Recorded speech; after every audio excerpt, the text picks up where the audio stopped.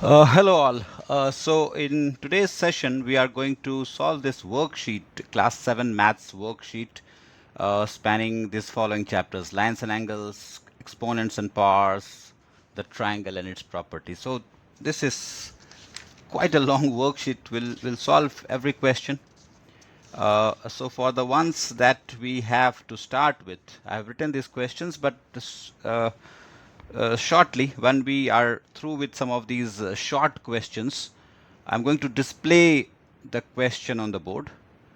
You will have a look at the question, following which I will go about solving and explaining. So let's get started. The first question over here. The first question: if a is not equal to 1, then a to the power 0. Anything to the power 0, anything, any number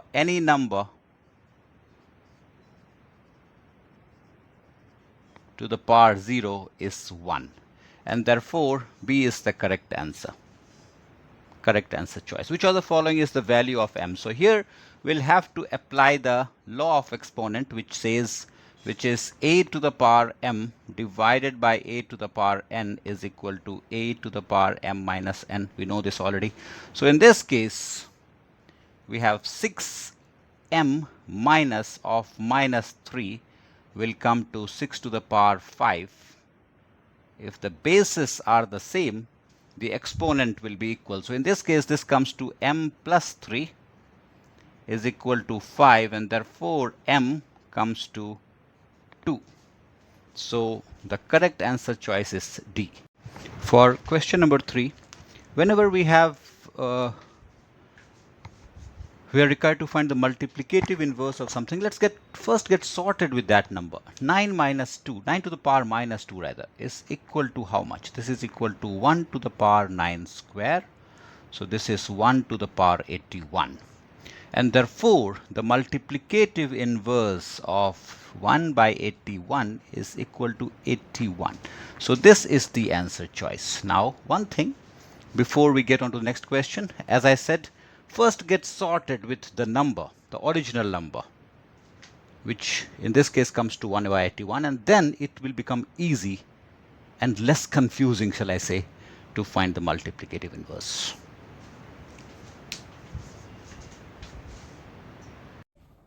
All right, so let's look at question number 4. So in this case, this is equal to, we're finding equivalent, the equivalent of this. So in this case, as you can see, the thing that we have got to look at is how many decimal places. So in this case, we have this component or this factor is the same in each case. So let's write that down, 1.275 into, all we have got to do is see how many decimal places have moved. So in this case, the original decimal is here, and we are moving how many places? 1, 2, 3, 4, and 5. So we are moving 10 decimal places. So let's write 10 to the power 5. Is it going to be minus or plus? Now, this number is much larger than the original number. So it's only when we divide this number that it will get smaller. Hey, we have got to make this number smaller because this is much smaller. And that's where this minus to the power 5 comes in, and that makes answer choice A as the answer. In this case, this is again the law of exponents. This is a to the power m into a to the power n is equal to a to the power m plus n. In this case, we have 3 to the power minus 2 into 3 to the power minus 5. That makes it 3 to the power minus 2 plus minus 5, and that gets us 3 to the power minus 2 minus 5. So that's equal to 3 to the power minus 7. D is the answer choice. If the complement of an angle is 79 degree. Now we know that complementary angles add to 90 degree, and the two angles are said to be complement of each other. If one is 79, obviously the other is 90 minus 79, and that gives 11 degree as the answer.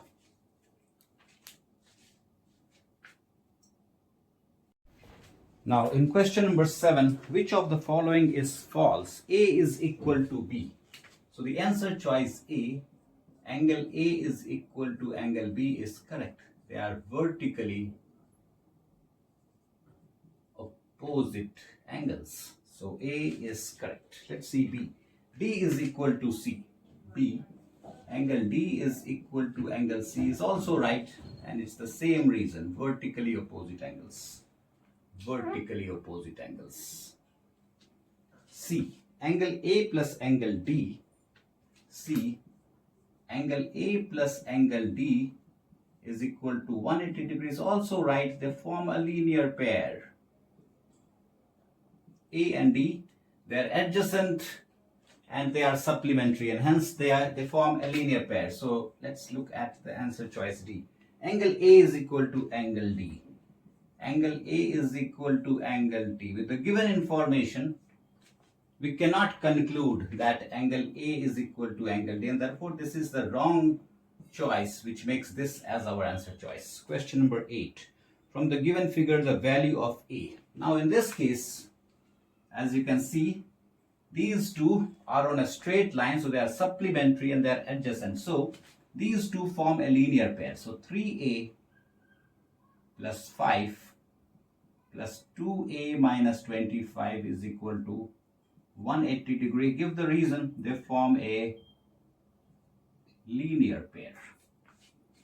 Now we can solve for A. 3A plus 5 plus 2A minus 25 is equal to 180 degrees. So in this case, we get 5A minus 20 degree is equal to 180 degree.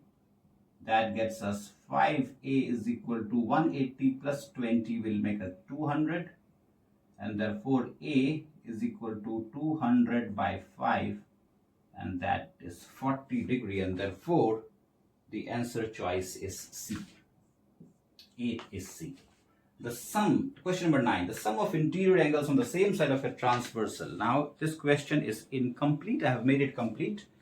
The question says that the sum of interior angles on the same side of a transversal. So let's look at this scenario. The sum of the interior angles on the same side of a transversal is 180 degree only when these lines are parallel. This condition is not given in the question. That makes the question incomplete and incorrect, but I have corrected it. Mind you, these two angles make 180 degree only when these two lines are parallel. So here the answer is 9C, 180 degree. So these are the answer choices for questions 7, 8, and 9.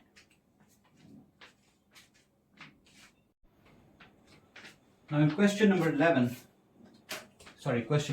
first. If two parallel lines are cut by a transversal, then which of the angles are equal? Alternate interior angles, corresponding angles, and what else do we have in the question? We have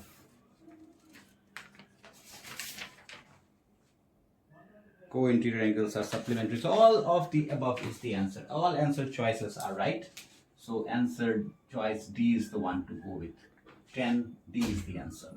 Now in this question, question number 11, this is governed by the property of triangles, whereby we know that the sum of any two sides of a triangle is greater than the third side. I repeat, the sum of any two sides of a triangle is greater than the third side. So in this case, you can see that this and this, these two answer choices are ruled out right away, because in this case, the sum of two sides is showing to be less than the third side, which cannot be the case, as it's the other way around. The sum of two is greater than the third. So this B and D are ruled out. Now let's look at A. Now if I take BC on the other side, what I mean is, in this case, if I transpose here, if I take it on the other side, then this becomes CA plus BC. Once again, you see that the sum of two sides is greater than the third side. So A is also ruled out. Now let's analyze this. This has to be the right choice because every other choice has been eliminated, but we are going to see how. So in this case, AB, if I transpose, it gets to, I'm talking about this one. AB is less than CA plus BC. this is what we are looking at. The sum of two sides is greater than the third side. So C is the correct answer choice to go with. So there is this triangle, question number 12, where the sum of the pairs of sides is actually given AB plus BC, BC plus CA, and CA plus AB. And we are required to find AB plus BC plus CA. Look, in this case, if we can mark these equations as 1, 2, and 3, and we add all of them,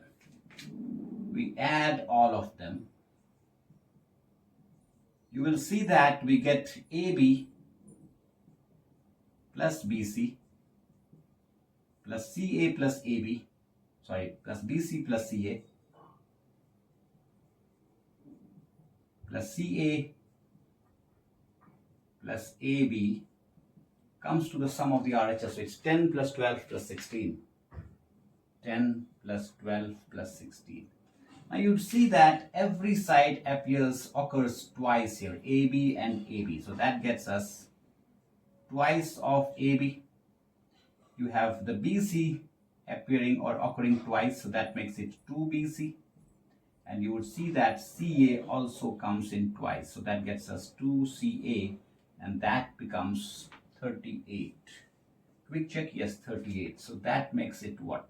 Twice into AB plus BC plus CA is equal to 38, and therefore AB plus BC plus CA equals 38 by 2, that is 19 centimeters. So that's the perimeter of the triangle.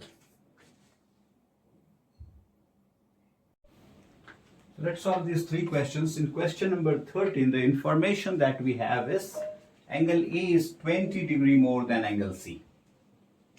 Angle A is 20 degrees more than C, and then we have got to find the largest angle. So in this case, angle A, will that not be 20 degrees plus 5x? Because angle A is 20 degrees more than angle C. And now we know by ASP, the sum of all three angles, that is angle A plus angle B plus angle C, is equal to 180 degrees. This is the angle sum property for triangles. So that gets us 6x. So A is 20 plus 5x plus 6x plus 5x is equal to 180 degrees. If you add all, it comes to 5 plus 5, 10 plus 6, 16. So 20 degrees plus 16x is equal to 180 degrees. That gets us 16x is equal to 180 minus 20. So that gets us 16x is equal to 160 degrees, and therefore x is equal to 160 by 16, and that is equal to 10. X is 10. So let us now find the values or measures of each angle. A is how much? A is 20 plus 5x. So 20 plus 5 into 10. So that is 30 degrees. No, that's 20 plus 50. That's 70 degrees, sorry. 70 degrees. Angle B is equal to 6 into 10, and that is 60 degrees. And angle C is equal to 5 into 10, that is 50 degrees. So angle A is the winner. In this case, answer choice A. A is equal to 70 degrees, the answer. Now in question number 14, the line joining a vertex to the midpoint of the opposite side. So in this case, we're talking about the vertex A, and this is the line which joins the vertex to the midpoint of the opposite side. So here AD is called median. Let's see which answer choice we are talking about. So in this case, it is B. 14B is the answer. Coming to question number 15. We have this setup. This is a right angle. It's marked in the figure, and this and this. From these notation, you can make out that these two angles are equal. These two sides are equal. So this is a right isosceles triangle, is it not? Right isosceles triangle, which means, let me mark the angles. This is angle 1, let's say. So because xy is equal to yz, triangle xyz is an isosceles triangle. So therefore, what do we get? Angle P plus 90 degree plus angle 1 is equal to 180 degree, and this gets us to angle T plus angle 1 equal to 90, because this, if it come when it comes on the other side, becomes 90 degree, and therefore these two are equal. Therefore twice of angle T is equal to 90 degree. Therefore T is equal to 90 by 2, and that makes it 45 degrees. So 15A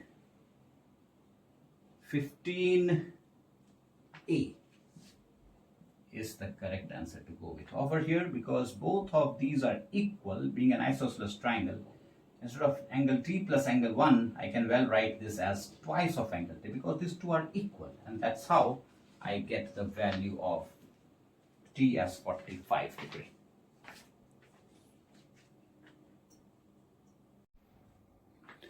Coming to question number 16, express in power notation. So what we are supposed to do is find all the prime factors of the numbers involved. So in this case, 25 is 5 square. This is prime factorization. You can actually find the factors of a number this way. And 49 is 7 square. So this is the answer, 5 square by 7 square. Now in this case, this is minus, and let us find the factors of 243. So you will see that this goes by 81, 327, 39, and 33. So this is 3 to the power 5. So this is minus 1 divided by 3 to the power 5. That's the answer. This is in power notation. Now coming to question number 17. Here, whenever you have expressions like this, express every number as prime factors. That's the first thing that we should do. So in this case, as you can see, most of these factors are already in place. 4 is one number which we can factorize. So let us see how much this comes to. So let us also open the bracket. So this becomes 3 square, and here we have 4 square into, look, in this case this is minus, and that is an even power. So even power will remove this minus sign. It becomes plus. So we can well write this as 1 by 2 square, because 1 square is 1. We don't have to write that. 2 square is what we have written here, and now we have 2 to the power 3. So this becomes 3 square. 2 is 2 square, and then this 2. So this 4 is written as 2 square, and then this square symbol, this square thing comes over here. 1 by 2 square into 1 by 2 cube. So this becomes 3 square by 2 to the power 4 into 1 by 2 square into 1 by 2 cube. Now let us apply the, sorry, this is 2 to the power 3. This is 2 to the power 3. This is 2 to the power 3. So let's see what all now. When it comes to 3, there is no other factor of 3. So 3 square is all that we have, into, let's see what all powers of 2 we have. So this is 3. And if it divides, we know that a to the power m divided by a to the power n is a to the power m minus n. So if this is written on the top, this becomes minus 4. This is plus 2, so it becomes minus 2.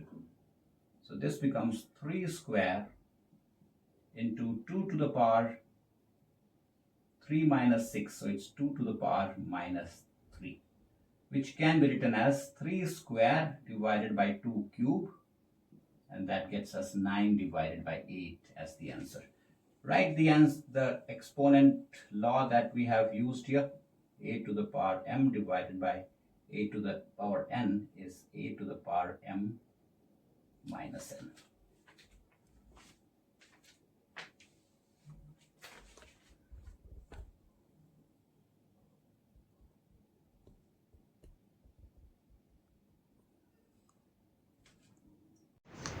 For question number 18.1, here again the rule remains the same that we discussed in the last question. We will express every factor, every number as prime factors. Now here we already have these factors as prime factors. So there's nothing more that we need to do in terms of breaking this into prime factors. But when we expand this, when we take things out of the bracket, we will apply this rule. This is f5 to the power 2 into 2 to the power 3, and the rule that we are applying here is a to the power m raised to n is a to the power mn, and this is distributive. We have opened this bracket. This power 2 applies to both the factors inside the bracket, because this 2 is showing outside the bracket, right outside the bracket, and therefore this square, the power 2, applies to both 5 and 2 cube, and that's the reason why we have written 5 square into 2 to the power 3 whole raised to 2. So this gets us what? 5 into 5 is 25 into, this is 8 into 8, this is 8 square, so this becomes 25 into 64. When you multiply this, it would come to 1600, I reckon. You can check your answer. 24 into 8 is 200 and into 8 is 1600. Now coming to this, here we have some factors which are not expressed as prime factors already. So let us get sorted with this. So in this case 24, let us first find the prime factor. So this is 2 into 12, 2 into 6, 2 into 3. So this is 2 to the power 3, 2 to the power 3 into 3. What have we done? We have expressed 24 as the product of prime factors. Now don't forget this power 3 here. 11 is already a prime number, and now that it's coming out of the bracket, this power 3 applies to both 24 and 11. I have taken it out of the bracket and I have put this as 11 to the power 3 into 11 to the power 3, and 8 is 2 cube, and I also bring this power here. So in all, let us see what this comes to. This will be 2 to the power, we have 2 to the power 3,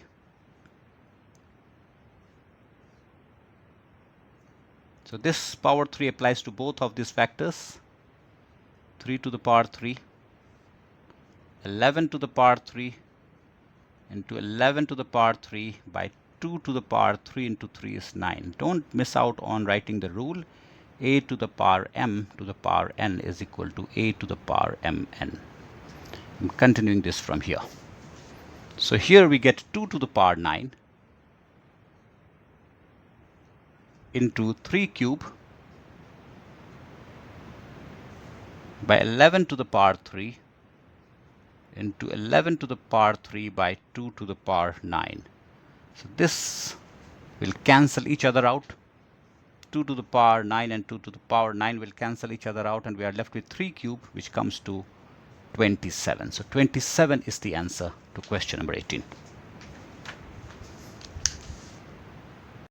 The question is, how many triangles can be drawn having its angles 45, 64 and 72? Now if you add these three angles, 45 plus 64 plus 72, you see that it's 11. It comes to 181. Let me check again. 5 plus 4, 9 plus 2, 11. 14 plus 4, 18. So how many triangles can be drawn having its angle this? So the answer to the first part is 0. We can't draw any triangle having its angles measuring this. Give reasons. Because by ASP, the sum of all angles in a triangle is 180 degree. The sum of all angles must come to 180 degree, and the fact that these three are adding to 181, we cannot have a triangle with the angles measuring 45, 64 and 72. Question number 20. If the complement of an angle is 28 degree, then find its supplement. So let